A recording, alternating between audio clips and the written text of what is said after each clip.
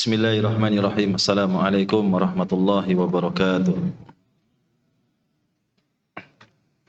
Alhamdulillah alladzi anzala ala abdihi alkitaba wa lam yaj'al lahu 'iwaja wa manna 'alaina bil hanifiyyati samhah wa lam yaj'al 'alaina fiha mashaqqah wa la haraja.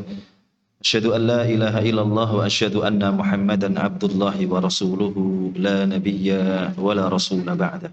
Allahumma salli wa sallim wa barik ala hadzal nabiyil karim wa ahyina Allahumma ala sunnatihi wa amitna ala millatihi wa hsyurna fi zumratihi ma'al ladzina an'amta alaihim minan nabiyyin was-siddiqin wasyuhada'i was-salihin wa hasuna ulaika rafiqa dzalikal fadlu minallahi wa kafaa billahi 'alima. Laqad qala ta'ala fi kitabihil aziz a'udzu billahi minasy syaithanir rajim wa tazawwadu fa inna khairaz zadi taqwa wattaquni ya ulil albab.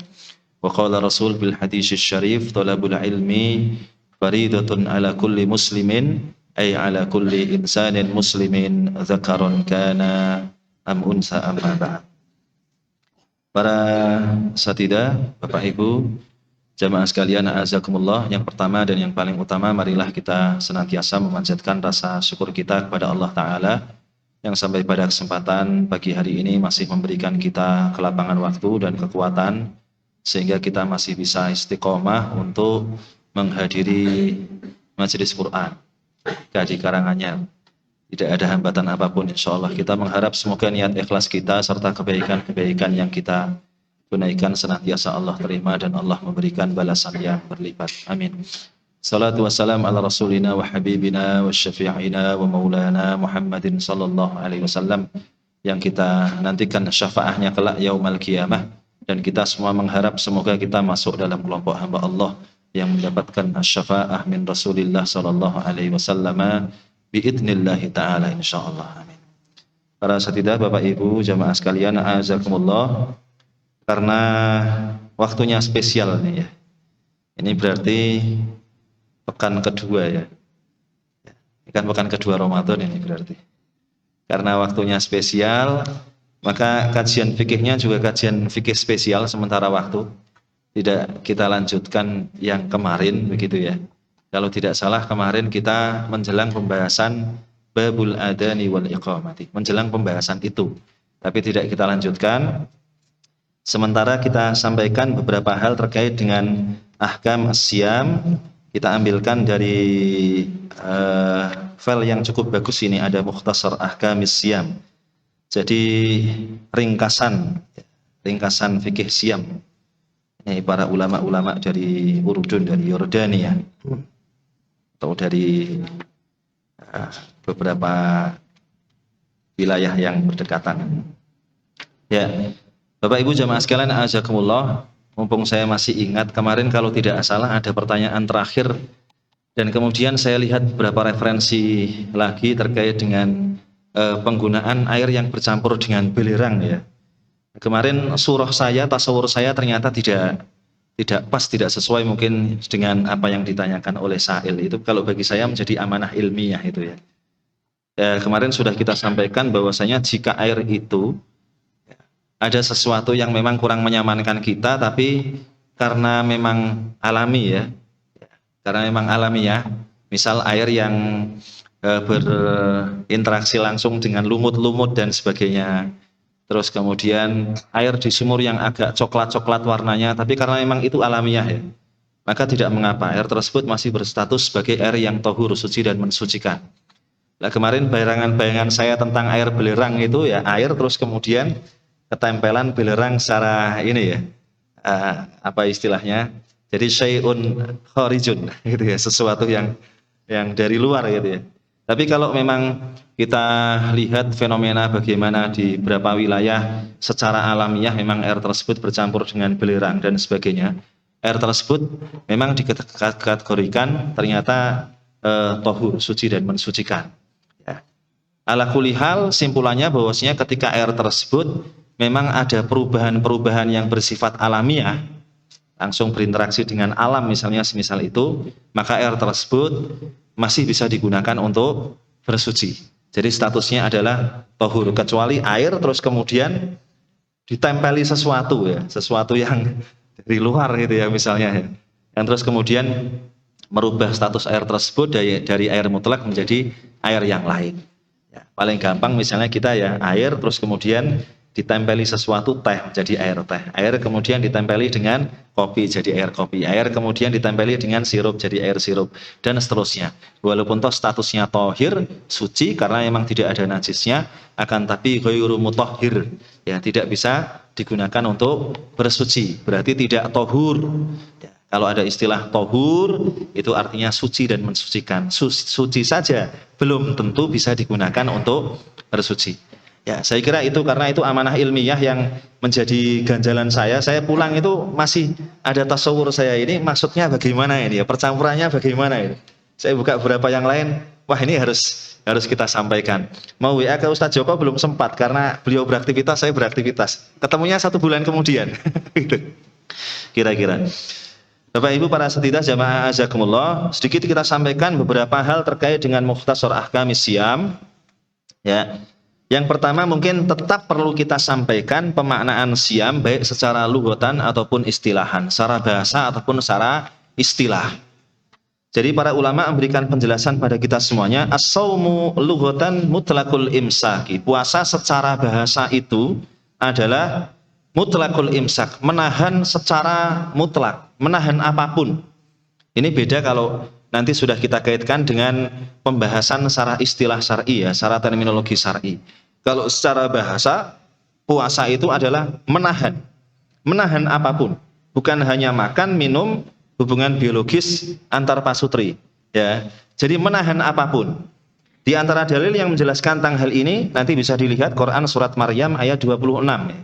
Quran surat Maryam ayat 26 bisa dilihat kalau Allah Ta'ala, ini Allah berfirman, ya ala lisani Maryam, inni nadartu lirrahmani sauman. Itu yang kita garis bawahi, ada sauman ya, masdarnya ya, inni nadartu lirrahmani sauman falan ukallimal yauma insiya. Jadi ayat ini ya, Maryam ayat 26 ini menjelaskan bahwasanya Maryam ini nadar kepada Allah Ta'ala untuk tidak bercakap-cakap, berbicara ya pada hari itu dengan manusia siapapun. Maka dari sinilah para ulama kemudian menjelaskan bahwa puasa secara lughatan, secara bahasa itu artinya mutlaqul imsak.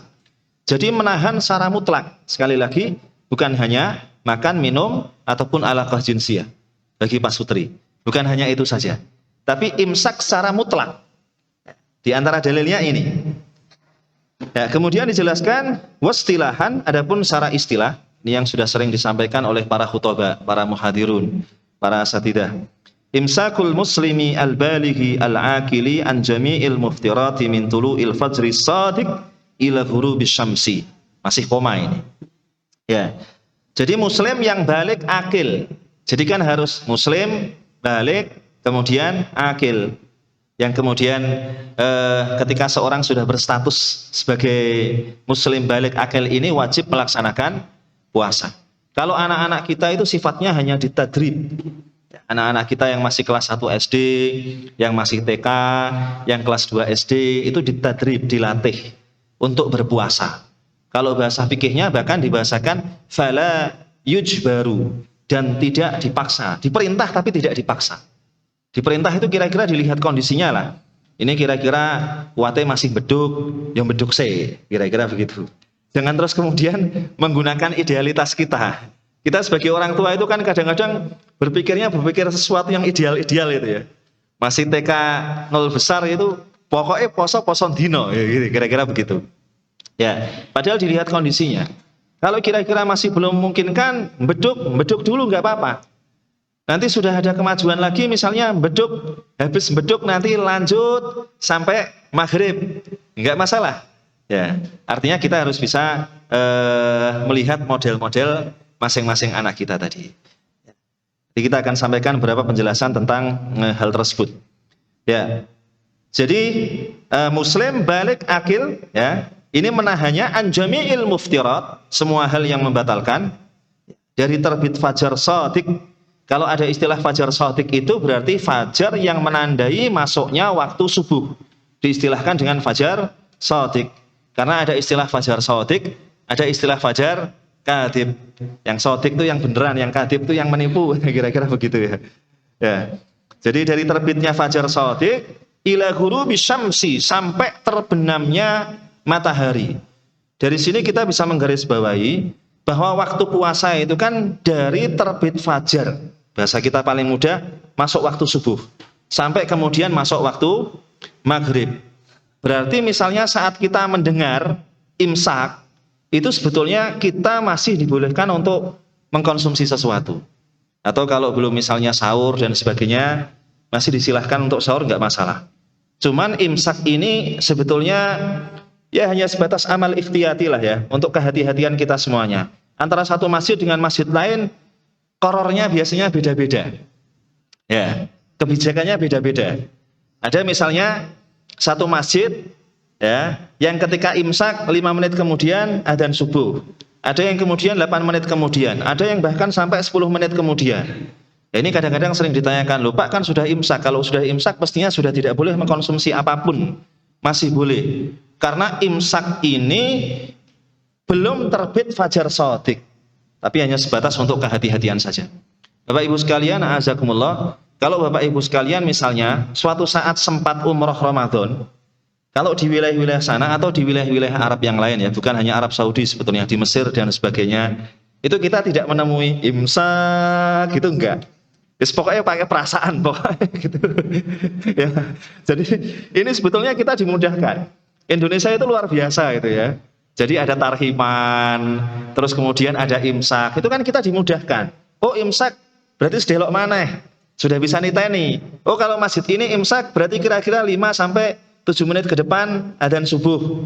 Itu sudah bisa menakar. Imsak sudah sahur, berarti tinggal minum air putihnya misalnya begitu. Ya, kalau kita di dual Arabiyah, di negara-negara Arab gitu ya, rata-rata tidak ada imsak. Penanda sebetulnya itu. Jadi saya kira kalau ada yang bertanya, wah itu hukumnya apa itu ya? Ya saya sampaikan maslahah mursalah. Sesuatu yang maslahat, tidak ada dalil yang memerintahkan, tapi tidak ada dalil juga yang secara fiks melarang. Maka dalam kajian usul fikih diistilahkan dengan al-maslahatul mursalah, sesuatu yang maslahat. Untuk menandai. Kita itu kan kadang-kadang secara jujur harus mengakui kalau ada yang sahur, senang juga gitu. Gitu kira-kira ya. Digugah-gugah itu ya. Terus ada yang imsak, wah imsak, wah berarti tinggal ngombe ini itu kira-kira. Ya kira-kira begitulah. Kalau harus menjelaskan dalil secara tekstual, ya tidak semua perkara baik itu ada dalil secara tekstualnya. Kadang kita menggunakan teori maslahah mursalah tadi itu. Jadi clear, karena persoalan ini seringkali ditanyakan, kalau sudah imsak masih boleh minum, masih boleh makan, ala kadarnya masih atau sudah dilarang, masih bisa. Tapi untuk kehati-hatian ya paling tidak ya kita jeda lah ya. Artinya setelah imsak minum yang ala kadarnya, minum air putih, terus masih ada jeda, terus baru kemudian jangan terlalu nyaman. Kalau terlalu nyaman nanti Allahu Akbar, wah ini neng tengah-tengah kadang-kadang angel kabeh kalau begitu. Karena kita menelan sesuatu ya, walau kana yasiran au basitan, walaupun toh hanya sedikit saja gitu ya. Tapi kalau kita sengaja sudah masuk waktu subuh, itu batala saumuna. Puasa kita batal. Ya mohon maaf misalnya ada selilit misalnya gitu ya, istilahnya selilit. Kalau istilah Jawa kan istilahnya selilit ya. Ada selilit itu. Kita paham ini. Oh itu berarti baqiyatut ta'am atau sisa makanan. Wes ada terus kemudian dilek. Wes enggak marahi wareg dan sebagainya, posone batal. Repot kabeh. Ya. Jadi begitu sampai terbenamnya matahari, makrunan bin niyyati minal laili, disertai dengan niat dari malam. Ini untuk puasa yang wajib, puasa Ramadan yang kita laksanakan. Itu harus disertai dengan niat minal laili, dari malam. Para ulama memberikan penjelasan sebetulnya yang diistilahkan dengan malam itu min hurubis syamsi sampai qabla tulu'il fajri. Dari terbenamnya matahari itu sampai sebelum terbit fajar. Kalau kita biasanya kan nanti akan sampai. Kita biasanya kan meniatkannya setelah sholat tarawih. Walaupun toh persoalan itu harus kita letakkan secara proporsional. Niat itu tempatnya ada di dalam hati. Yang penting ada penentuan sesuatu yang kita niatkan. Istilahnya ta'yinu al-manwi anhu, menentukan sesuatu yang kita niatkan. Sebetulnya kita begini, batin begini. Ya Allah, aku sesuk meh poso Ramadan, ya Allah, bismillah ya Allah, lillahi ta'ala ya Allah. Batin gitu, itu sudah niat. Sebetulnya ya. Bagaimana dengan nawaitu shauma godin akhirnya gitu ya. Ya para ulama memberikan penjelasan, kalau melafatkan niat semisal itu hanya untuk memantapkan hati saja, dulu pernah kita sampaikan sebetulnya ya, maka sesuatu yang tidak mengapa. Ya, apalagi misalnya ada sebagian orang yang kadang-kadang muncul was-was. Muncul was-was itu. Ada perasaan ragu, ada perasaan sholat misalnya gitu, mau takbir aja harus berapa kali. Allah radati. Allah radati. Itu kalau makmum nggak apa-apa itu ya. Kalau imam kan yang repot makmumnya. Kan gitu kan. Ngene ora sida meneh, ngene ora sida meneh. Bolak-balik gitu ya. Maka nanti akan ada penjelasan-penjelasan ya. Termasuk misalnya saat kita membahas hadis pertama Arba'in Nawawi itu kan innamal a'malu binniyat ya. Yang dipilihkan oleh Imam Nawawi ada 42 hadis. Tapi diistilahkan dengan arba'in untuk memudahkan. Itu syarah-syarahnya nanti akan menjelaskan. Al-Wafi misalnya salah satu syarah yang cukup populer. Arba'in Nawawi, Dr. Mustafa Dib Al-Bugho itu. Bahwasanya melafatkan niat itu tidak mengapa. Bahkan bisa mustahab. Tapi tidak sampai wajib.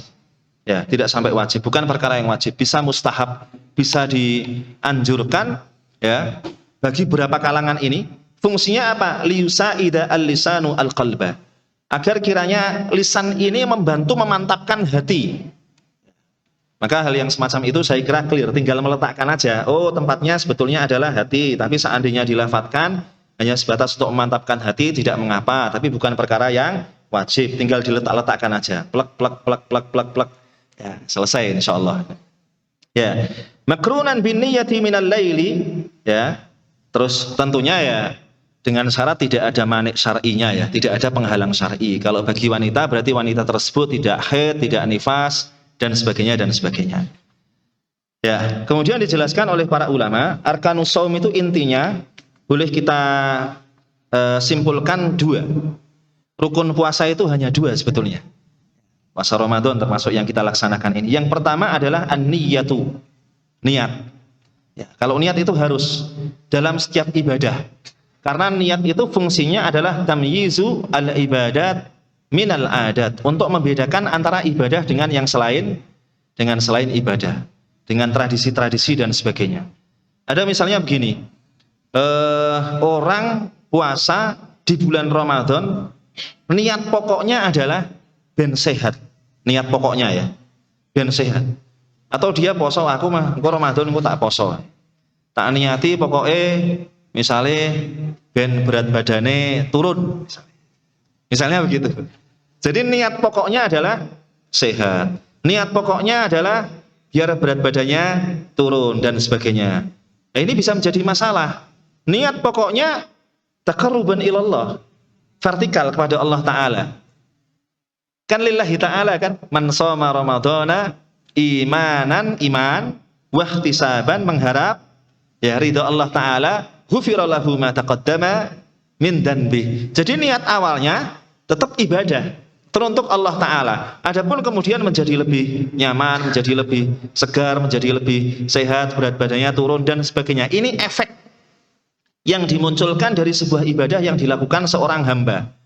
Yang kalau dalam kajian syar'i sering diistilahkan dengan hikamus saumi, hikmah-hikmah puasa. Kalau kita sebagai seorang muslim, sebagai seorang mukmin, standar awalnya itu sam'an wa ta'atan dulu, sami'na wa ta'na, ada perintah dilaksanakan. Ternyata setelah kita melaksanakan perintah tersebut ada efek-efek positif yang muncul. Ini yang sering diistilahkan dengan hikam. Ada hikamus salati, ada hikamus saumi, ada hikamul haji, dan seterusnya dan seterusnya. Hikmah-hikmahnya itu.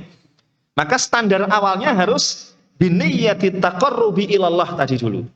Ya. Adapun setelahnya kita mendapatkan efek-efek yang positif dan sebagainya, hamdanillah. Ya, ini yang perlu kita pahami terkait dengan an-niyyah. Kemudian yang kedua, walimtina'u an jami'il muftirati min tulu'il fajri ila ghurubis syams. Clear saya kira. Menahan segala sesuatu yang membatalkan dari terbit fajar sampai terbenamnya matahari. Yang membatalkan dalam puasa itu, ya, yang primer sebetulnya 3, ya.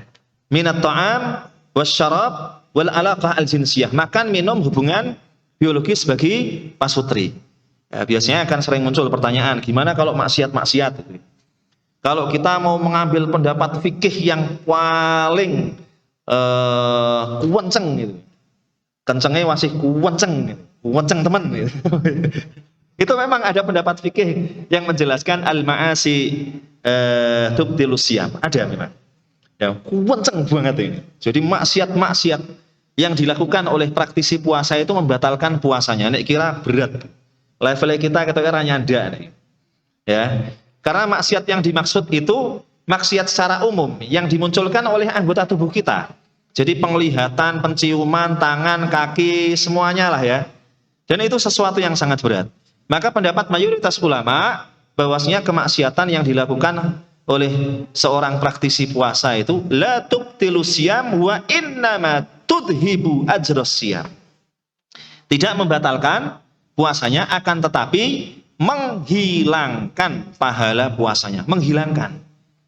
Artinya kajian antara puasa itu sah dengan puasa itu bermakna, ya, itu beda. Kalau kita mengatakan puasa sah, berarti secara fikih bagaimana? Tidak perlu mengqadha di luar bulan Ramadan itu. Ibadah kalau sah itu kan berarti tidak perlu qadha.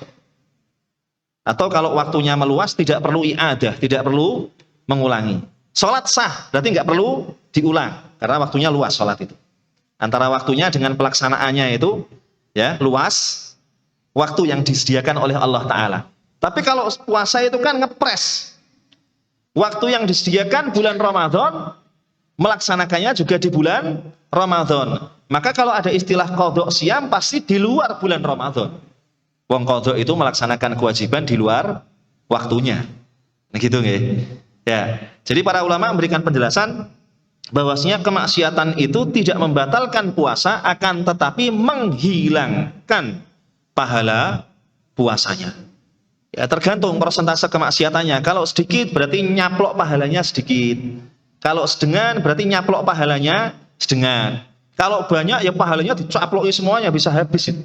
Puasanya sah, gugur kewajiban, tidak mengqadha di luar bulan Ramadan, akan tapi tidak bermakna. Kalau bahasanya Syekh Mahmud Saltut, Syekhul Azhar rahimahullah ta'ala yang dulu itu ya, beliau membahasakannya orang yang berpuasa kemudian masih bermaksiat, masih begini, fala sauma lahu, maka puasanya tidak bermakna walaupun toh gugur kewajibannya. Ya, maka jelas di sini. Jadi segala sesuatu yang membatalkan dari terbit fajar sampai terbenamnya matahari, tentunya kita berusaha untuk memaksimalkan ibadah puasa kita. Karena kalau kita lihat Quran surat Al-Baqarah ayat 183, kita semua kan hafal nggih. A'udzubillahi minasyaitonirrajim, ya ayyuhalladzina amanu. Ini kata kunci pertama ini. Kutiba alaikumusiyam, kata kunci kedua, kama kutiba alal ladzina min qablikum la'allakum tattaqun. Para ulama memberikan penjelasan ada 3 kata kunci. Amanu, kutiba alaikumusiyam, la'allakum tattaqun. Ini ketiganya mestinya harus berhubungan. Khitabnya, objeknya ditujukan pada orang-orang yang beriman. Kemudian tujuan akhirnya adalah menjadi orang yang bertakwa. Sudah jelas ini, dari awal, terus kemudian ada akhiran. Di tengah-tengahnya ada kutiba alaikumusiyam. Diwajibkan atas kalian berpuasa. Maka sebetulnya tujuan inti dari puasa itu tidak sekedar agar orang tahan makan, minum, hubungan biologis, bukan sekedar itu. Tapi agar seorang menjadi orang yang bertakwa. Sehingga para ulama menyampaikan penjelasan bahwa amalan-amalan yang menafikan keimanan atau bisa mengikis keimanan itu mestinya juga dihindari. Biar ada keselarasan ini. Ya, amanu kutiba alaikumusiyam la'allakum tattaqun. Jadi memang kalau secara umum yang kita lihat, ya, menahan makan, minum, hubungan biologis itu media saja sebetulnya. Itu medianya aja. Tapi yang diharapkan segala perbuatan yang bisa mengikis ataupun menafikan keimanan ini harus kita hindari.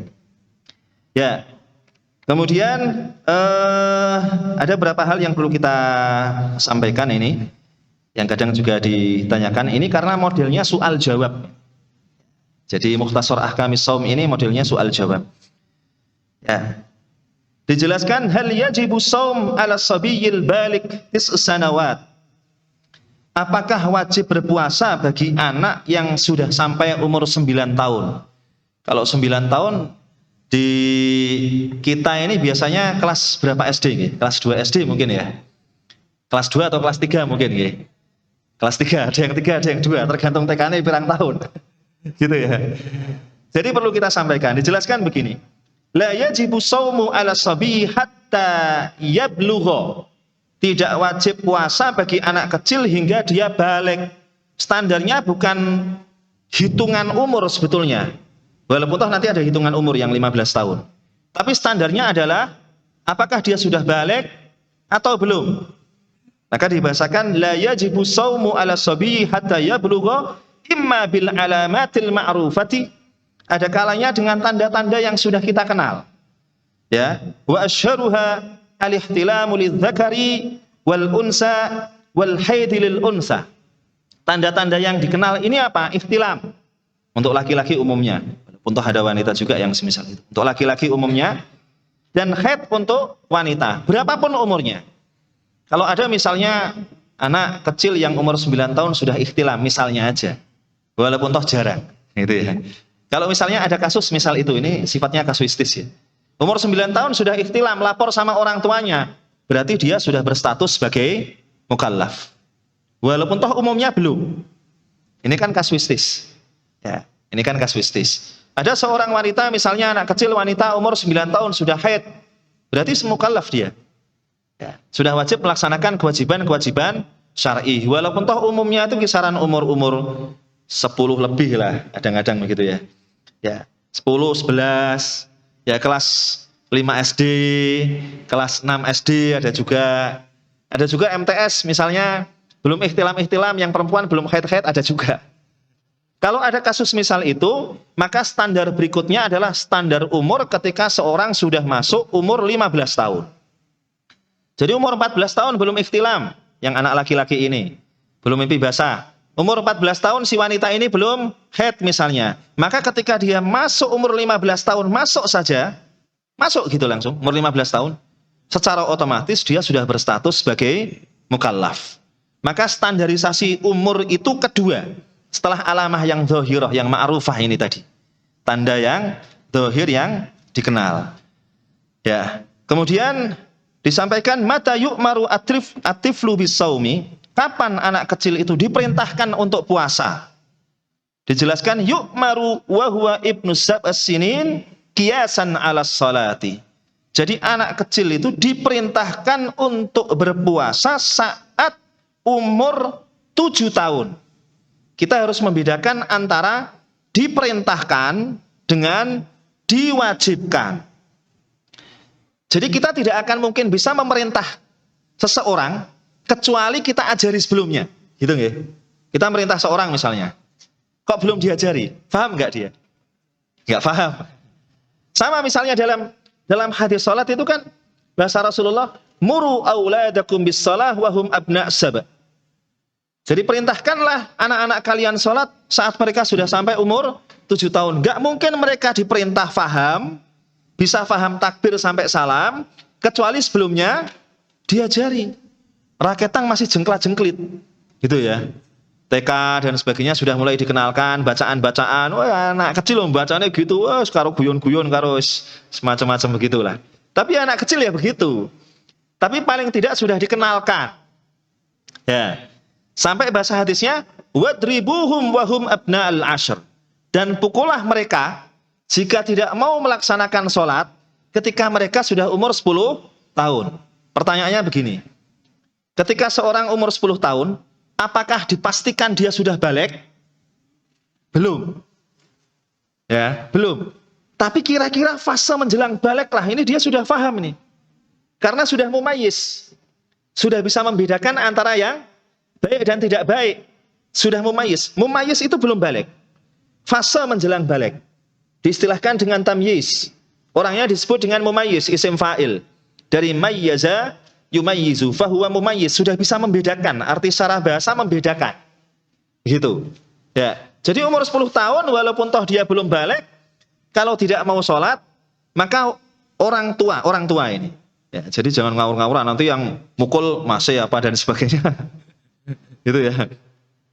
Orang tua ini punya hak untuk memukul, tapi pukulannya ini pukulan peringatan, pukulan yang takdib, mendidik. Artinya kalau pukulan tersebut pukulan peringatan dan mendidik, berarti ada surutnya juga, ada syarat-syaratnya juga. Ya, tidak di bagian yang membahayakan, ya, tidak banter-banter juga. Ya, hanya disentuh gitu aja, kira-kira.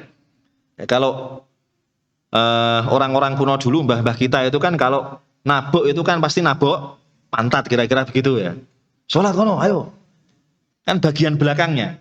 Tidak pernah bagian wajah, bagian depan dan sebagainya, karena ini bagian-bagian yang membahayakan. Dan tidak boleh, dilarang memang. Bagian wajah, bagian dada dan sebagainya ini, bagian sensitif. Tidak dibolehkan.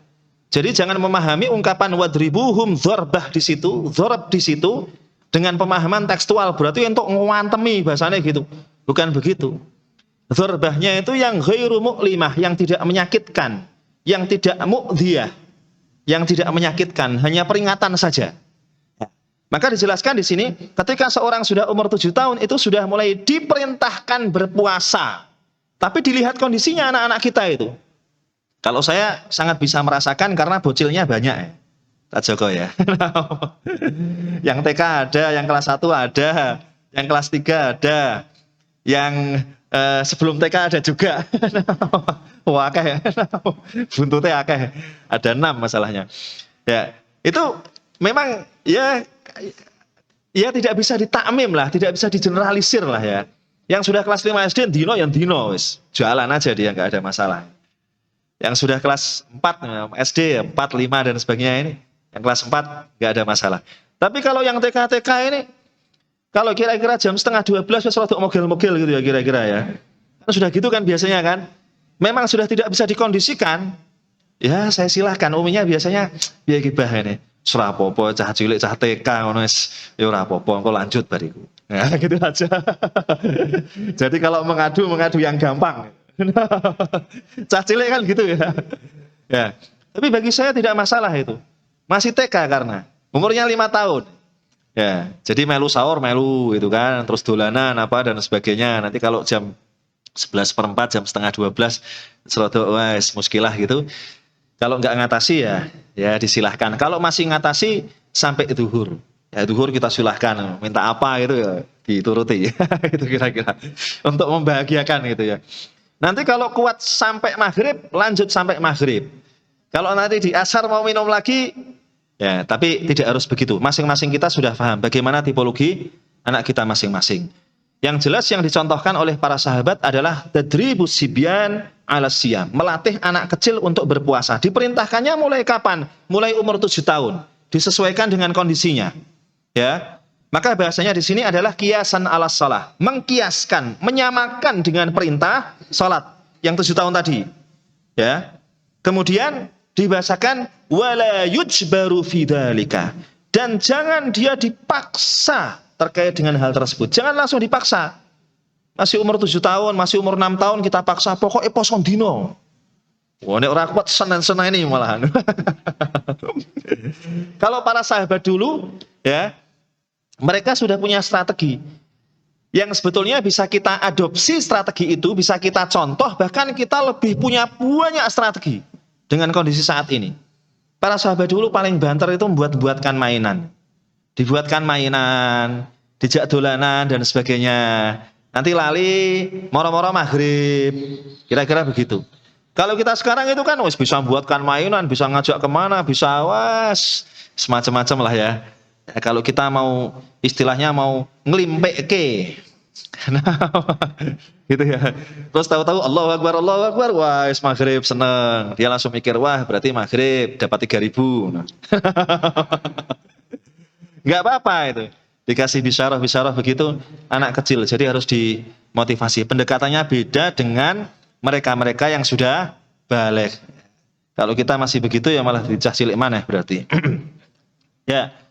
Kemudian dijelaskan wa idza arada as-sabiyyu al-mumayyizu ayyasuma fi ramadhana. Dan jika ada anak kecil mumayyiz, sekali lagi mumayyiz itu belum baligh, ya, ingin puasa di bulan Ramadan, fa alaihi ayyanwiya minal laili, maka dia tetap harus juga niat dari malam.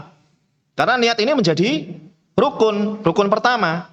Niat, terus kemudian baru menahan hal-hal yang membatalkan tadi itu. Karena puasanya puasa wajib. Kalau puasa yang sunnah nggak ada masalah. Ya, jam 10 kita belum makan, belum minum dan sebagainya, belandangke puasa sunnah sekalian, nggak ada masalah. Kalau puasanya wajib dengan sunnah, kita niati bareng gimana? Wah, ini kan sering ditanyakan. Pak, kula efisiensi waktu tak gabungke sekalian, ngodok sekalian Senin Kemis. Wah, kan gitu kan. Kalau bahasa para ulama begini. Ini kan sering nanti muncul. Atau misalnya puasa 6 hari di bulan Syawal sekalian ngodok. Ngiras-ngirus sekali mendayung 2 pulau terlampaui. Itu kira-kira ya. Kalau bahasa para ulama gini, sebetulnya niat yang sunnah itu tidak bisa mewakili yang wajib. Ini kaidah awalnya begitu. Kita niat sunnah, ini tidak bisa mewakili yang wajib. Misalnya, puasa 6 hari di bulan Syawal. Kita niatkan puasa 6 hari di bulan Syawal, ya, yang dengan niat ini mengcover qadha. Ini kan berarti ada dua hal, sunnah dengan wajib. Niat sunnah tidak bisa mengcover yang wajib. Tidak bisa. Ya. Atau kita poso Senin Kemis, niat sekalian qadha, nggak bisa mengcover. Ya. Maka para ulama memberikan jalan tengah lah kira-kira begitu. Niat awalnya tetap harus niat yang wajib. Yang wajib berarti qadha-nya. Kalau untuk yang para asatidzah, bapak-bapak sekalian mungkin nggak ada muskilah ini, yang ibu-ibu ini biasanya ini. Ya, karena ada udhrun syar'i tadi itu ya. Jadi niatnya tetap qadha siam Ramadan, berarti wajibnya harus kena dulu. Kemudian yang sunnah ini ya diharapkan nanti juga bisa mendapatkan thawab. Jadi meniatkan yang wajib dijatuhkan pas di hari puasa sunnah, Senin misalnya atau Kamis. Itu. Ngoten nggih? Kalau puasa Syawal beda, karena kalau puasa Syawal kan memang sudah dipisah. Man shoma Ramadhana tsumma atba'ahu sittan min Syawal faka'annama shoma dahra itu loh. Itu kan sudah dipisah. Ya, sebetulnya begitu. Maka nanti ada pembahasan tersendiri lah. Tapi kalau ketemunya bulan depan sudah enggak puasa. Gitu. Gitu ya. Kalau Syawal ini sudah dipisah ya. Puasa Ramadan terus kemudian 6 hari di bulan Syawal.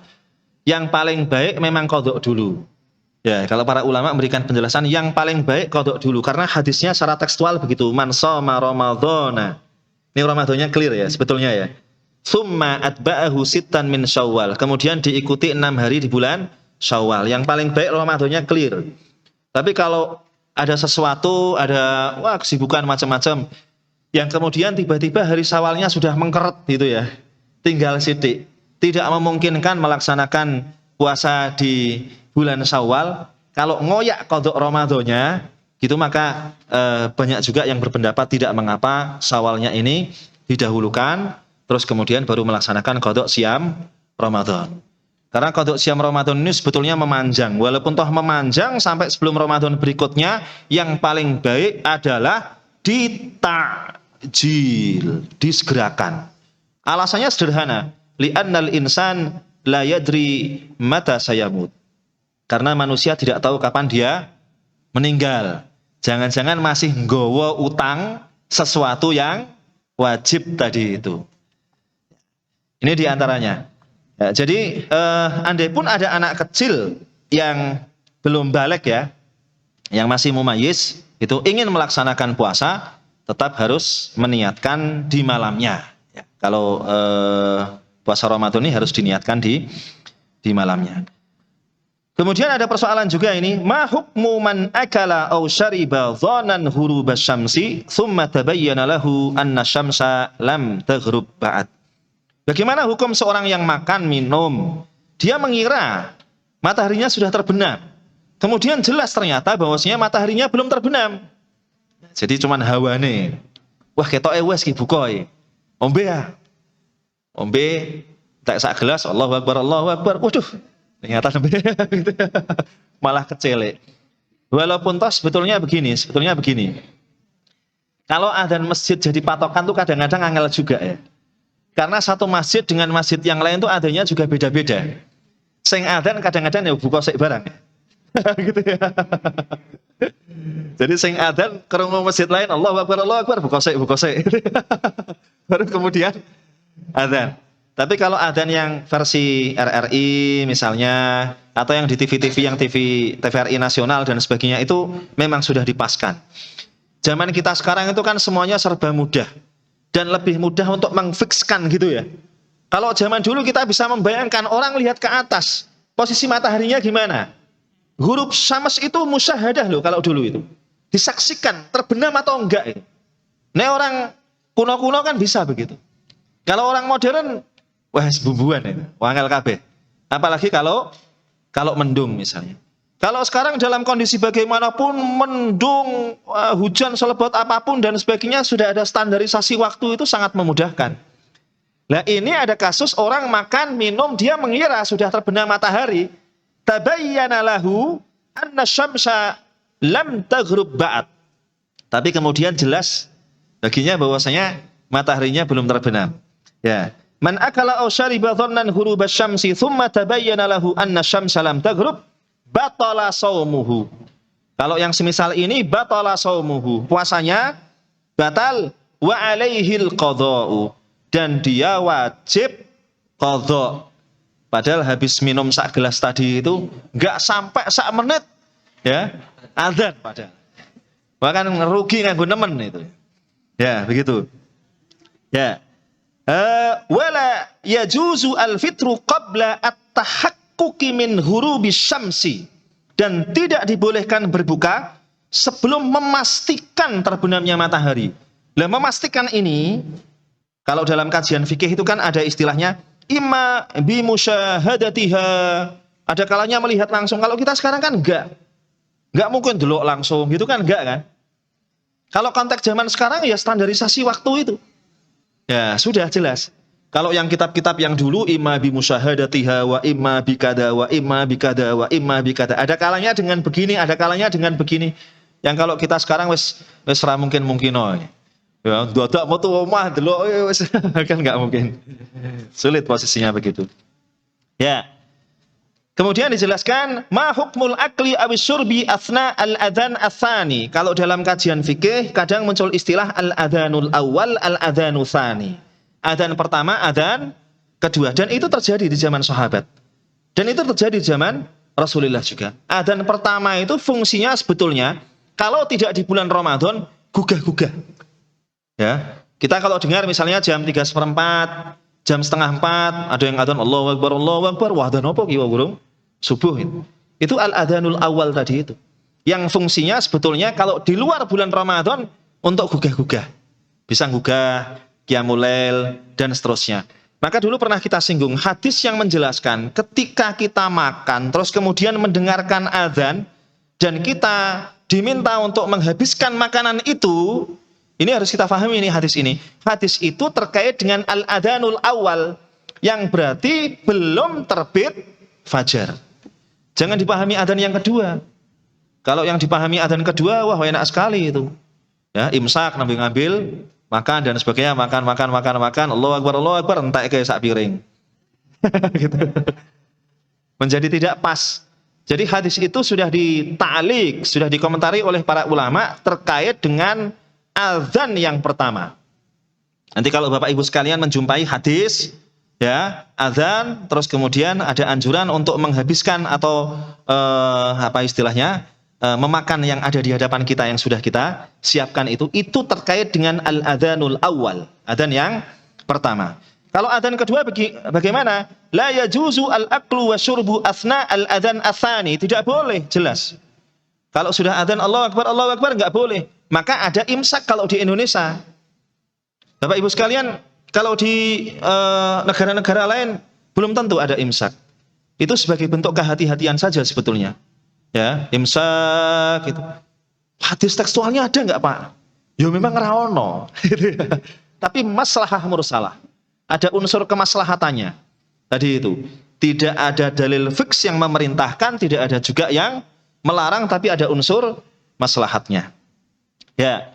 Li'annal adhan atsani i'lamun bitulu'il fajri. Karena adhan yang kedua itu penginformasian, pemberitahuan tentang terbitnya fajar, ya.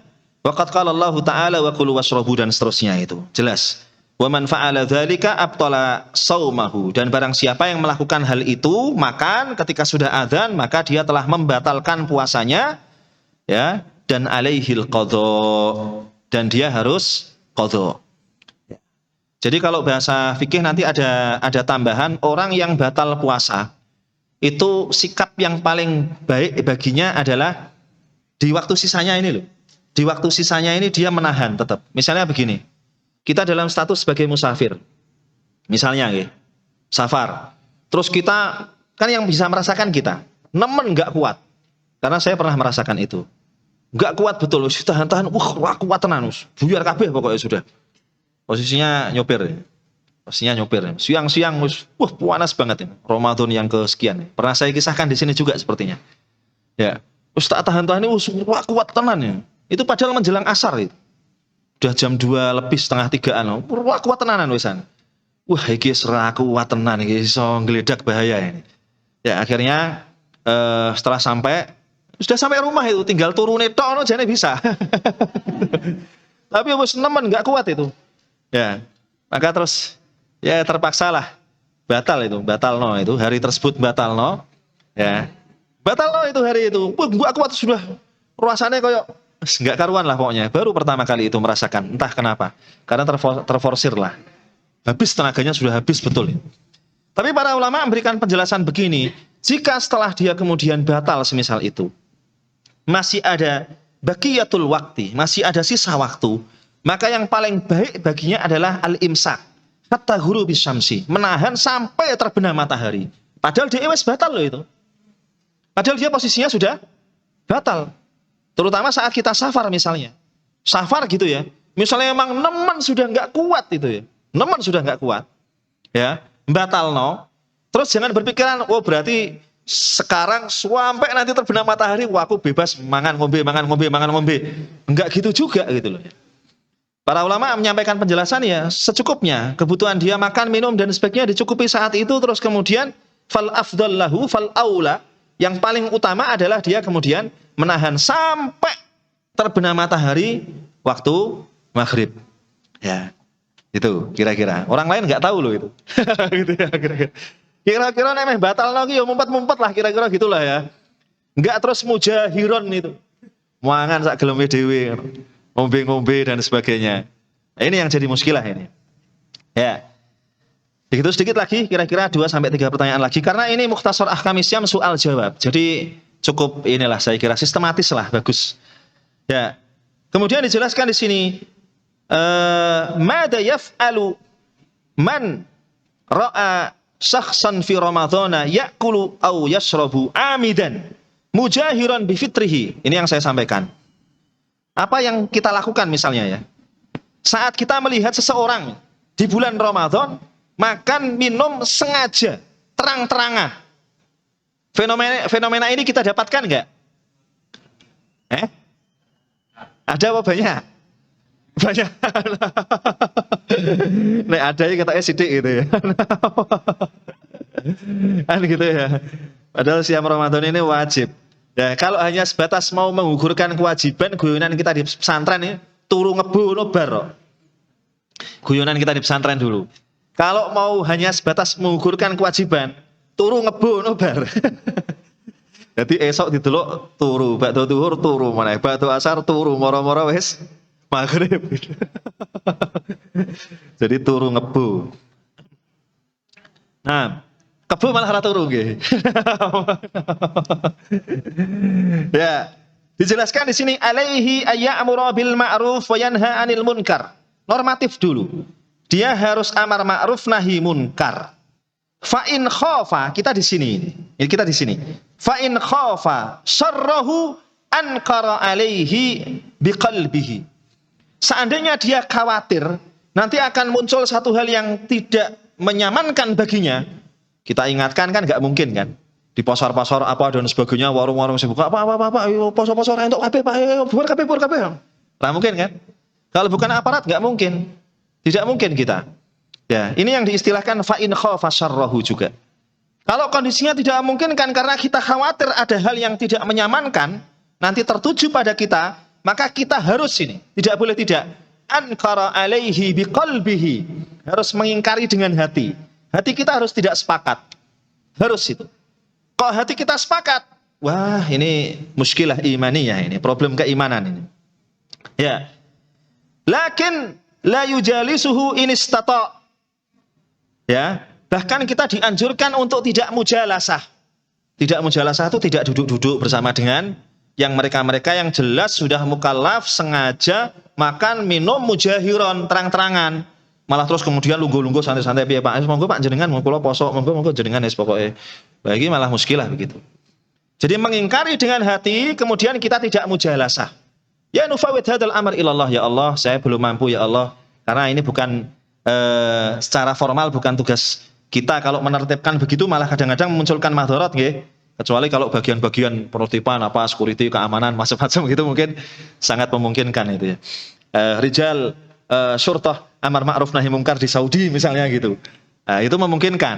Tapi kalau kita kan tidak mungkin yang semisal itu. Maka harus mengingkari secara hati terus kemudian tidak mujalasah. Tidak duduk-duduk bareng dan sebagainya. Ya, satu lagi yang perlu kita sampaikan karena keterbatasan waktu, ini kasus yang sering ditanyakan juga. Idza usiba shakhsun bimaradin la yurja bur'uhu madza yaf'alu fi shaumihi. Jika ada seorang yang terkena sakit yang mana sakit itu secara analisis kesehatan atau kedokteran tidak bisa diharapkan kesembuhannya. Jadi kesembuhan milik Allah ya. Tapi paling tidak secara ikhtiar zahir itu kan kita diskusi dengan dokter, wah ini sulit ini sembuh. Kira-kira begitu. Ya. Apa yang harus dia lakukan di puasanya? Ini berlaku untuk orang ini dan berlaku untuk syekhun atau syekhotun yang sudah sepuh. Ya, yang sudah sepuh yang secara fisik tidak memungkinkan sama sekali. Para sahabat Nabi yang umurnya panjang-panjang itu, ya, di akhir umur ada juga yang kemudian fidyah. Salah satunya Anas bin Malik.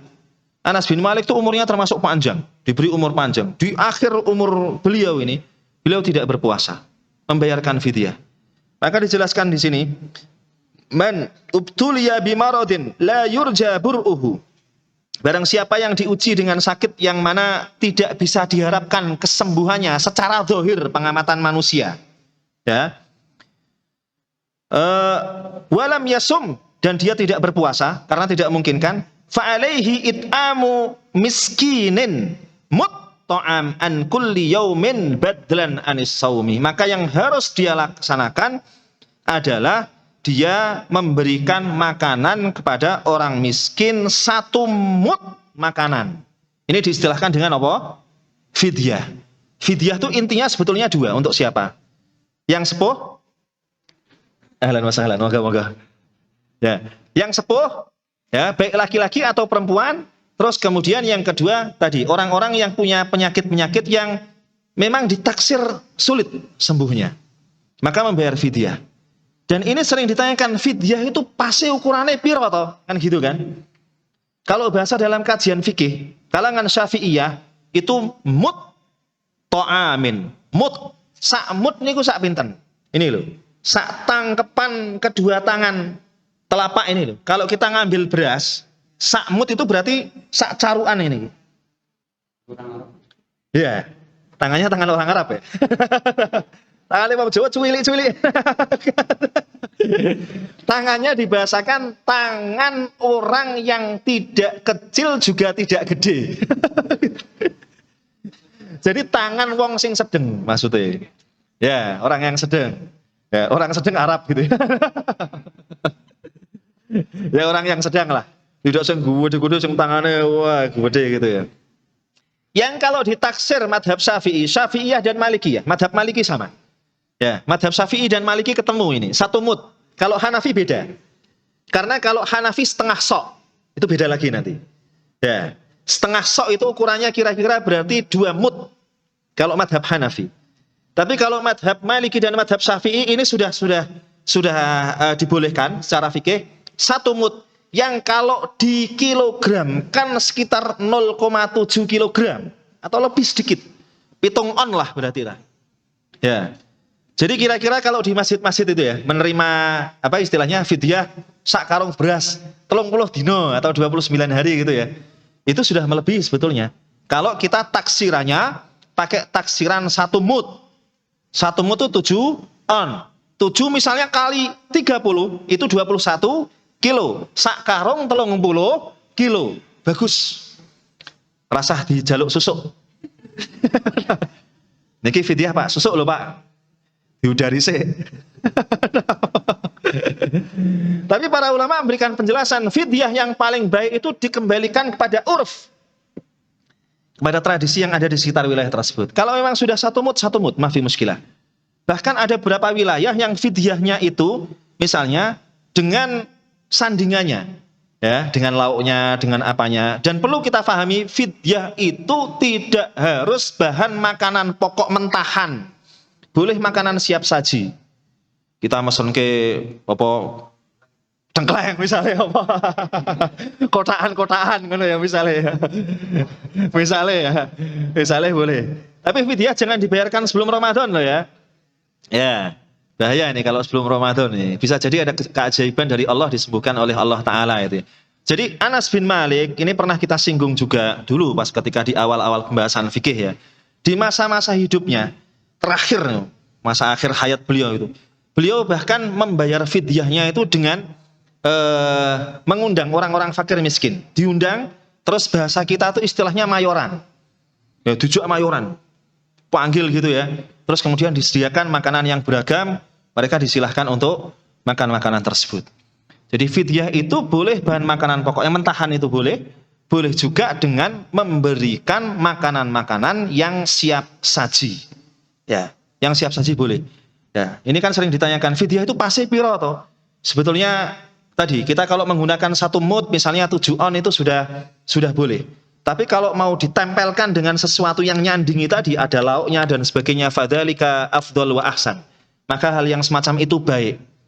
Ya, hal yang semacam itu baik. 1 mud itu berarti 1/4-nya zakat fitrah. Karena zakat fitrah itu 1 sok. 1 sok itu 4 mud. Maka mohon maaf kalau kita di toko-toko online itu kan ada misalnya alat mud itu loh. Alat sok gitu ya. Kira-kira kalau bayangan saya itu kita ngambil gitu, ditaruh di alat tersebut, itu yo kira-kira meh kebak lah. Gitu, kira-kira begitu. Karena standarisasi ini, maka wajar kalau dalam zakat fitrah itu kan beda-beda kan. Ada sebagian yang menetapkan 2,5, ada sebagian 2,6, ada sebagian 2,7, ada sebagian 2,8. Keterpautan sedikit semisal itu saya kira tidak masalah. Tapi dijelaskan oleh para ulama, termasuk MUI juga memutuskan, kalau zakat fitrah kita itu 2,5 kilogram, maka itu sudah sah. Kalau ditambahkan, bagus, nggak masalah. Wah saya kurang mantep Pak, saya mantepnya 3 kilo, apik. Nah gitu ya misalnya ya. Aku pengen tak dobeli, sing dobelannya sedekah, apik tenan berarti. Jadi kira-kira begitu. Itu mungkin sedikit yang bisa kami sampaikan pada kesempatan pagi hari ini para satidah Bapak Ibu jamaah sekalian, a'azakumullah. Ada benarnya mutlak dari Allah Ta'ala, kekurang sempurnaan dalam menyampaikan materi singkat dari saya pribadi. Hada wa astagfirullah li wa lakum ajmain, wallahu waliyut taufiq likulli ma yardhah. Assalamualaikum warahmatullahi wabarakatuh.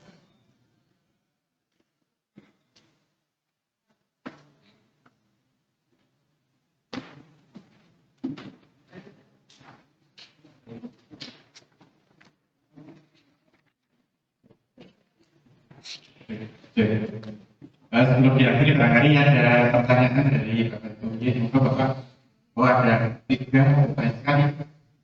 Oh, ada ibu-ibu.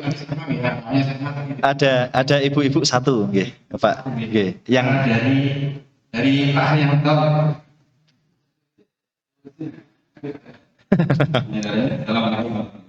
Waalaikumsalam warahmatullahi wabarakatuh. Ada kalau ada puasa yang aktivitas yang itu tidak makan bunga tapi sifatnya sama. Seandainya itu untuk menutup ragu itu dulu bisa. Kemudian kita mengkodok tidak dia. Apakah itu pahalanya sama dengan di bawah? Bisa disampaikan surahnya lagu-lagu ragu-ragu itu apa? Misalnya. Itu tadi kita tidak bisa menggunakan mungkin juga sebagainya. Oke. Sehingga mengurangi. Jadi kita ganti di foto itu. Jadi yang itu. Termasuk juga kalau memang kita itu membatalkan misalnya ini kamu puasa, ini kamu foto. Terus kita dikatakan pahala di mengfoto dengan puasa Ramadan itu maka biasanya sama. Oke, barakallahu fikum. Waalaikumsalam. Satu-satu. Oke, dua-dua aja nggih. Kalau tiga biasanya lupa saya. Dua-dua dulu. Yang Monggo, Bapak. Waalaikumsalam warahmatullahi wabarakatuh. saya tetap bersama dengan yang antara kodok dan undang-undang presiden. Nggih. Kemudian ada yang mana kami pernah mendengar puasa Bandia. Puasa? Bandia di surat di Jakarta, di Sumatera Selatan. Oh, Naksabandia. Nggih. Nggih, nggih. Itu Bagaimana? Bagaimana? Nggih, nggih. Clear, clear. Betul, betul. Ya, ya. Walaupun kita tetap paham dengan Betul. rukun syarat Ya. bagi umat. Nggih, nggih, nggih. Ya. Barakallah. Dua dulu nggih. Kalau pertanyaan ketiga lupa ini saya. Lalen masalahnya. Ya, nek enggak lalen orang menungso berarti. Yang pertama kaitannya dengan keraguan-raguan. Maka saya minta dari beliau tadi, Ustadzuna ini, surahnya kira-kira bagaimana? Kita ragu, ketoke batal nih. Karena ghibah, karena apa dan sebagainya. Tadi sudah kita sampaikan di awal bahwa menurut pendapat mayoritas ulama, pendapat yang dipilih, maksiat yang dilakukan oleh seorang di bulan puasa itu la tubtilus siyam wa innama tudhibu ajros siyam. Tidak membatalkan puasanya. Tidak membatalkan itu berarti puasanya sah, tidak perlu qadha, tapi membuat puasanya tidak bermakna. Tudhibu ajros siyam, menghilangkan pahala puasa itu puasanya kopong. Maksiatnya itu nyaploi itu loh. Kebaikan-kebaikan puasanya. Jadi tadi kita sampaikan di awal, kita bicara tentang sahnya puasa dengan puasa yang bermakna. Di sisi Allah Ta'ala ini memang dua wilayah yang berbeda. Ya, sama dengan misalnya gini, orang sholat, ya, menjalankan syarat-syaratnya, menjalankan rukun-rukunnya, takbir sampai salam selesai. Bar sholat maling sandal. Itu bahasanya sahhatis salatu ma'al ismi. Sholatnya sah plus dosa. Dosanya itu bisa jadi luwih gede gitu ya. Kalau luwih gede kan tercaplok, tapi sholatnya tidak perlu diulangi. Sholatnya tidak perlu, ya. Akan tapi sholatnya ini berarti belum bisa sampai ke target utama yang tanha anil fahsya'i wal munkar. Sama berarti puasanya hanya gugur saja, tapi belum bisa la'allakum tatakun berarti. Kira-kira begitulah. Karena amalan tersebut amalan yang menafikan keimanan yang disampaikan. Jadi kalau ragu-ragunya hanya ragu-ragu kaitannya dengan kemaksiatan yang semacam itu, saya kira clear nggih. Istighfar, taubat itu yang perlu diperbanyak, kira-kira begitu. Karena satu hari dengan hari yang lain, persentase kemaksiatan seorang itu kadang-kadang beda-beda. Satu hari dengan hari berikutnya. Maka tadi kita sampaikan, sedikit maksiatnya nyaploi kebaikannya sedikit. Kalau sedengan, kalau banyak. Nek wakeh banget, berarti main dadine. Nah, kira-kira begitu. Kira-kira. Terus yang kedua tadi, nah sudah lupa ini saya kedua tak Joko. Bukan, satu lagi kok. Oh ya, pahala qadha safar. Kalau diingatkan ingat. Ya, safar bagaimana? Safar itu tergantung kondisi kita memang. Kan memang bahasa Al-Qur'annya wa man kana maridan aw ala safarin ya. Jadi orang sakit atau orang safar itu punya rukhsah keringanan. Saat safarnya loh ya. Itu kalau Syekh Mahmud Saltut ya menjelaskan Syekhul Azhar rahimahullah taala yang dulu itu ya menjelaskan bahasa safar ini kita harus jelas ya. Jadi maridon au ala safarin ya ketika safar ini, ketika kita sudah sampai tempat tujuan walaupun toh statusnya sudah musafir, kok kita kondisinya sudah stabil, ya lanjut puasa. Biasanya memang kesulitannya saat kita safar ini. nyopir panas dan sebagainya, macam-macam dan seterusnya. Cuman kalau kita bisa menakar fisik kita kuat, wa antasumu khairul lakum in kuntum ta'lamun. Jadi pilihan-pilihan. Kalau kebetulan tidak kuat, seperti kisah yang saya sampaikan, itu terjadi di saya. Dan saya membatalkan memang, tadi saya sampaikan. Saya kisahkan ya. Terus kita kan ngodok. Kalau ngodok semisal itu bagaimana? Insya Allah lana ajrun minallah. Tetap kita mendapatkan pahala dari Allah Ta'ala. Karena kalau kita makso, tidak mukah, malah justru madorotnya lebih besar. Dan itu enggak boleh itu. Dan dalam Islam memang hifdun nafsi, penjagaan terhadap jiwa itu nomor 2 setelah hifduddin.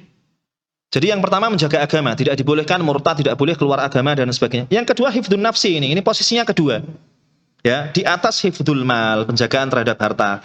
Di atas hifdu al-aqli, penjagaan terhadap akal, nggak boleh minum yang mari ngebleng-ngebleng dan sebagainya itu. Hifdul aqli, hifdul mal, hifdun nasab. Di atas hifdun nasab juga, tidak boleh zina, menjaga keturunan dan sebagainya. Hifduddin, hifdu an-nafsi, hifdul aqli, hifdul mal, harta, hifdu al-irdi atau hifdun nasab. Jadi menjaga kehormatan. Hifdu an-nafsi itu nomor 2. Ya, insya Allah tetap qadha yang kita laksanakan itu mendapatkan pahala yang luar biasa dari Allah. Maka tetap yang kita usahakan kalau ngodok sekali lagi, ini pesan para ulama, ditakjil, disegerakan. Karena kita nggak bisa memastikan umur kita sampai kapan. Oke. Yang kedua terkait dengan puasa tadi ya, saya ingin menyampaikan begini, intinya begini. Saya kira di jamaah ini juga ada perbedaan awal puasanya. Kalau akhir puasanya kita taksir sepertinya sama nanti. Ya, mending podo deng akhir lah. Kira-kira butuhnya bareng itu kan enak ya. Ya, Ustaz Joko nanti kalau butuhnya ngisi khutbah idnya bingung lah. Insya Allah kalau posisi anunya sepertinya nanti bareng. Kalau posisi kemarin memang artinya begini, saya cuma ingin menyampaikan bahwa dalam tahun Hijriah itu ada bulan-bulan. Muharram, Safar, Rabiul Awal, Rabiul Tsani, clear itu. Sampai Ramadan, Syawal, Dzulqa'dah, Dzulhijjah, balik Muharram maneh, kan gitu kan. Bulan-bulan itu clear. Dan standarisasi kita hadis Rasulullah bahwa jumlah hari dalam bulan tahun Hijriah itu hanya ada 2 kemungkinan. 29 atau 30 hari. Saya pernah menyampaikan di sini dulu karena ada yang tanya. Ya, dalam hadis tersebut memang Rasulullah menyampaikan dengan gerakan itu dilihat para sahabat, kemudian para sahabat menerangkan. Namanya bayan bil isyarah, keterangan dengan isyarat. Rasulullah menyampaikan, kalau kita ra iso memahami, karena kita ra ndelok. Di hadis itu kan kalau kita hanya melihat hadis dalam arti perkataannya Rasulullah, kan cuman asyhru hakada wa hakada wa hakada wa syahru hakada wa hakada wa hakada hada ki apa kan gitu. Hada begini itu sahabat kemudian menjelaskan yang pertama itu hakada wa hakada wa hakada, asobeknya itu ditafrid semuanya 3 kali, berarti 10 yakni 30 yauman, yaitu 30 hari. Wa syahru hakada wa hakada wa hakada. Para sahabat menerangkan kenapa saya bisa menyimpulkan begini. Itu keterangan para sahabat yang diriwayatkan dari para mukhrijul hadisnya dan sebagainya itu ya, para perawi hadis itu ya. Rasulullah yang ketiga itu akhfa ibhamahu fi al-isyarati tsalisah, menyembunyikan ngumpetke jempole di isyarat yang ketiga. Yang pertama dilebarkan semuanya 10, yang isyarat ketiga wa akhfa ibhamahu fi al-isyarati tsalisah ayyani 29 yauman, sehingga menjadi 29 hari. Ya, standarisasinya itu, mohon maaf. Kalau misalnya ada nanti ya yang mentaksir berarti Ramadannya ya kurang dari 29 atau lebih dari 30 hari, ya sudah muskilah berarti. Muskilah itu problem, mohon maaf ya, ini sudah menjadi istilah lisan ini. Kalau saya ngomong muskilah pokoknya problem gitu aja lah ya. Jadi masalah. Jadi masalah. Kan gitu kan? Standarnya hanya itu. Ngoten nggih Pak? Karena memang ya dengan kondisi sekarang ini memang kita pun harus punya harus punya filter paling tidak lah. Semacam-macam ini. Begini dan sebagainya. Bukan lantas kita tidak toleransi itu harus sesuai dengan aturan syariat juga. Ya, maka saya sampaikan kalau kita di awal kemarin ada yang beda, saya enggak muskilah kok. Ada yang misalnya menggunakan metodologi hisab gitu ya. Walaupun toh ketinggiannya semisal itu dan ya silahkanlah teman-teman dari tarjih dan sebagainya. Maafi muskilah saya. Tidak ada muskilah sama sekali. Ya, berarti nanti ada kemungkinan mulai dari itu 29 atau 30 silahkan. Yang mulai di hari Ahad misalnya. Yang penting nanti sampainya misalnya di 29 atau 30 juga nggak masalah. Tapi kalau lihat kondisinya, ketoknya carry-nya nanti bareng. Ya, dianalisis loh, biasanya begitu. Karena persoalan awalnya diskusinya hanya persoalan ketinggian sih kemarin, hanya persoalan itu aja. Dan itu insya Allah ya kita anggap sebagai khilaf yang fihi rahmah, perbedaan yang ada rahmat. Saya kira begitu. Ngoten Bapak, saged ditampi insya Allah 29 atau 30 hari. Standarnya adalah hadis Rasulullah Shallallahu Alaihi Wasallam. Oke, Ibu monggo langsung.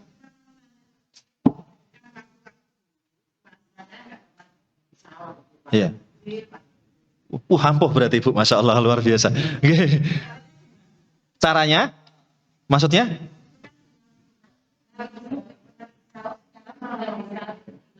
Oh puasa nggak pakai sahur nggih?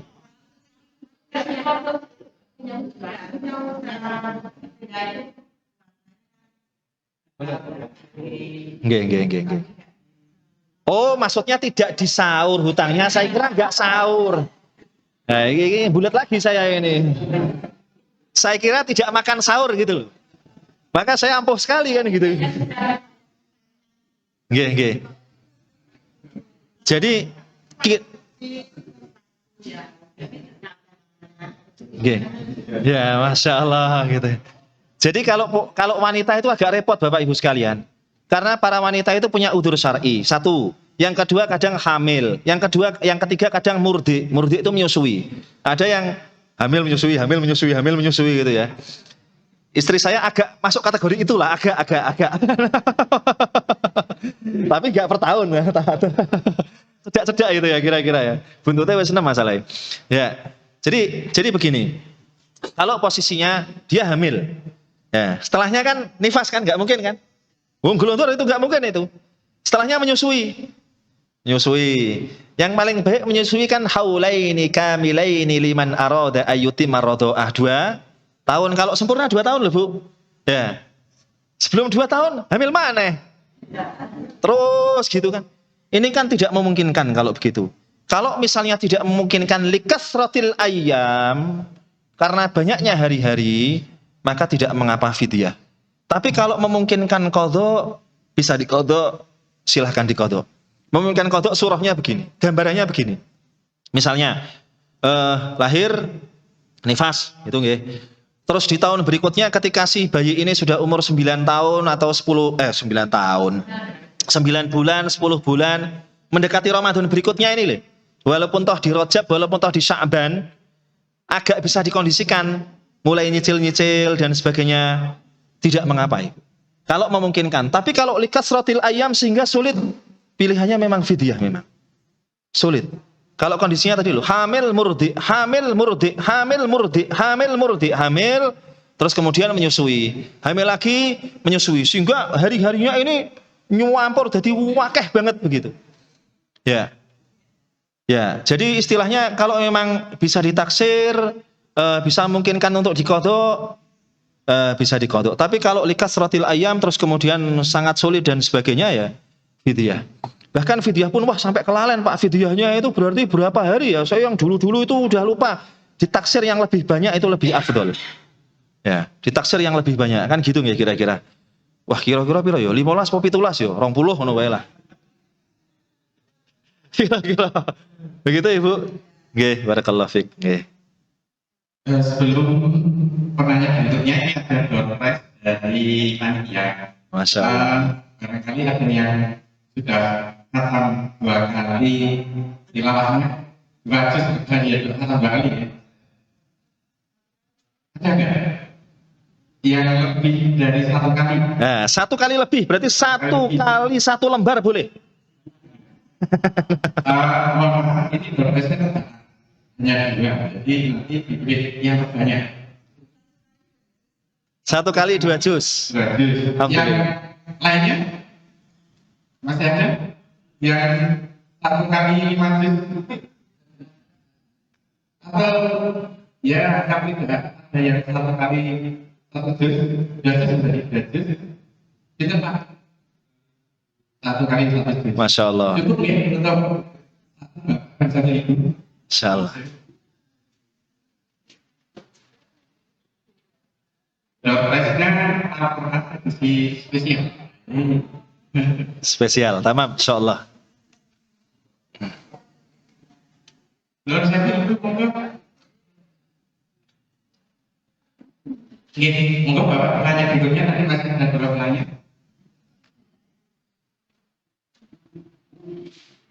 Assalamualaikum warahmatullahi wabarakatuh. Waalaikumsalam warahmatullahi wabarakatuh. Ya. Ada 3 pertanyaan Ustaz. Yang pertama, seperti apa puasa kita dengan ahli kitab mengenai perbedaan? Ya, Mengenai perbedaan puasa kita dengan ahli kitab. ya, Dan yang kedua, para sahabat itu mengatakan bahwa antara azan subuh dengan makan sahur itu ada yang berpendapat membaca Quran 50 ayat. ya. Ini seperti apa? Oke, oke. Dan yang ketiga mengenai tarbiyah. Ketika anak usia dini, bagaimana si orang tua itu memberikan suatu motivasi poin-poin kosong untuk ini mungkin bagaimana seperti apa? Oke, oke. Mungkin itu yang saya juga. Wassalamualaikum warahmatullahi wabarakatuh. Waalaikumsalam. Sampun nggih, penanya terakhir niki nggih. Masih Ustaz, mohon maaf, karena waktunya juga sudah ya. Nanti tanya berikutnya di masuk. Oke. Monggo. Ya, silahkan. Nanti Assalamualaikum warahmatullahi wabarakatuh. Waalaikumsalam warahmatullahi wabarakatuh.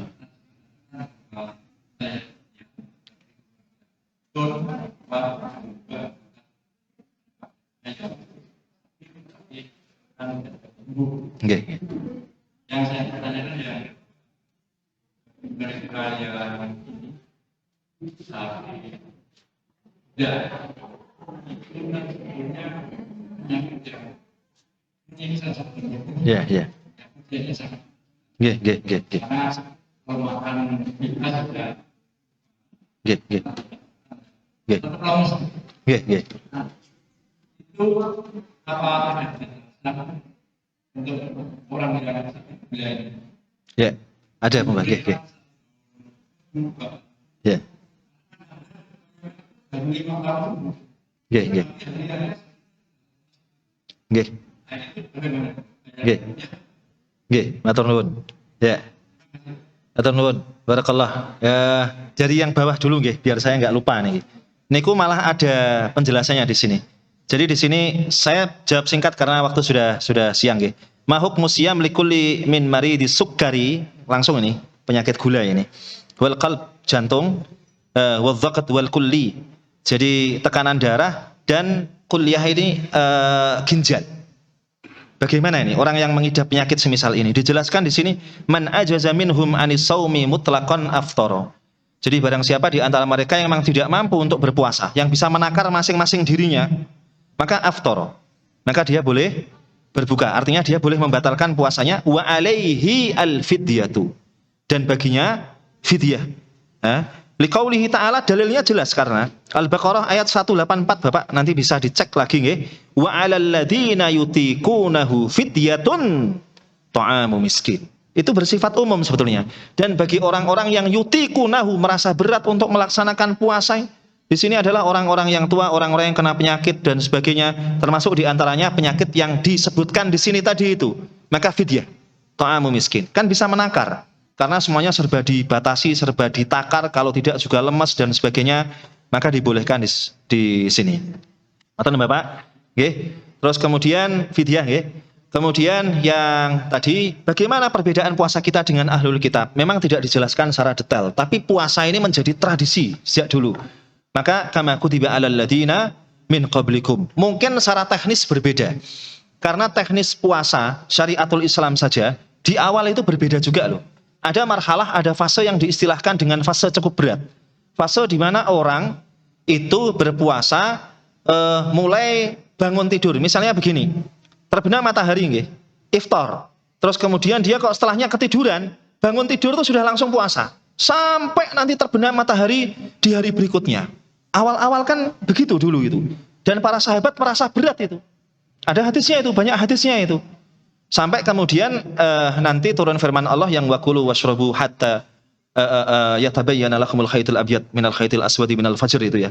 Sampai akhirnya turun firman Allah itu ada pembatasan waktu dari terbit fajar sampai terbenamnya matahari. Artinya setelah terbenam matahari sampai sebelum terbit fajar, aktivitas apapun yang dilakukan itulah masa kita boleh lagi melakukan aktivitas normal. Mau tidur mau tidak tidur nggak ada masalah. Tapi kalau dulu tidur bari sak turu tangi poso langsung sampai terbenam matahari di waktu berikutnya. Berat. Dan ada beberapa sahabat yang begitu kan, istrinya lagi nyarikan makanan, ya dia menyampaikan pada istrinya, wahai istriku, adakah makanan untuk buka itu? Oh enggak ada. Istrinya keluar itu. Istrinya keluar, moro-moro sampai rumah karena capek. Si suaminya itu turu, waduh turu. Ya, aduh celaka kau, bahasa hadisnya saya agak lupa ya. Kok kamu turu itu loh? Karena kalau dia sudah turu bangun berarti poso. Gitu. Padahal makanannya sudah dibawa. Coba kalau kita ada di marhalah di fase itu. Ya, makanya terus kemudian para sahabat merasa ini dan sebagainya, gak berat juga, muncul kemudian keringanan. Ada tahapan-tahapan begitu biasanya. Itu terus kemudian yang terakhir, yang paling apa Bapak? Tarbiyah untuk anak ya. Bagaimana semisal itu? Sebetulnya boleh-boleh saja Pak. Dan itu juga secara pribadi saya lakukan untuk memotivasi saja. Karena memang masanya masa anak-anak. Kita kasih hadiah, kita kasih apa? Tak kasih bonus. Nek pokoknya nanti selesai poso ya, bonusnya 1.000. Apa? 150.000. Dia kan masih ngitung tom-tomen kan. Wah berarti 5.000 kali ke 30 berarti 150.000 kan gitu kan. Cah cilik kan gitu kan. Itu sah-sah aja untuk memberikan motivasi. Dan para sahabat tadi memang dalam beberapa referensi dijelaskan membuatkan main-mainan itu loh. Ya, versinya saat itu kan begitu ya. Ya ini kan melupakan si anak kecil itu dari dahaga, dari lapar dan sebagainya sampai kemudian terbenam matahari dan seterusnya. Bahkan mungkin Bapak sedikit yang bisa kita sampaikan pada kesempatan pagi hari ini sampai agak siang ya. Semoga memberikan manfaat untuk kita semuanya. Kami kembalikan pada Ustadzuna Raisul Jalasah. Fadhol. Demikian Bapak Ibu masuk ke pertanyaan sudah memberikan manfaat. Konsep kegiatan pagi hari ini semoga kalian bermanfaat. Mari kita akhiri dengan doa. Subhanakallahumma bihamdika asyhadu an la ilaha illa anta astaghfiruka wa atubu ilaik.